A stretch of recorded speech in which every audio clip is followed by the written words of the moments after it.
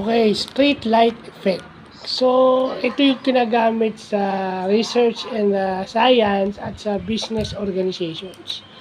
So, sa research and science, yung mga easy to find data sets, no, yung mga accessible, yun lang ang titignan natin na it doesn't picture or doesn't give the complete picture.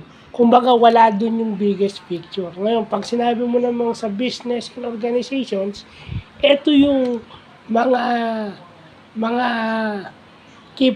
mga KPI na madaling i-measure na hindi nagpapakita ng actual profitability, customer satisfaction, mga ganun. Hindi siya nagpapakita ng actual improvement o actual takbo ng business in a day-to-day. No? So, yun ang ibig sabihin ng street light effect. O yung tinatawag nilang drunk yard search. No? Magsi-search tayo sa kung saan alam nating madali. Di ba? Ang tanong no, bakit nyo papapahirapan yung sarili nyo? Sometimes you fall on that, bakit ko papapahirapan yung sarili ko? Pero minsan, hindi applicable yung ganun. We fall sometimes on that.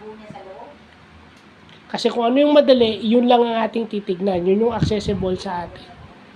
Pero kung gusto nating mas deeper, yung mga hindi accessible sa atin, yun na nagpapakita ng tunay na nagpipicture out ng mga possible things or possible scenarios na hinahanap natin.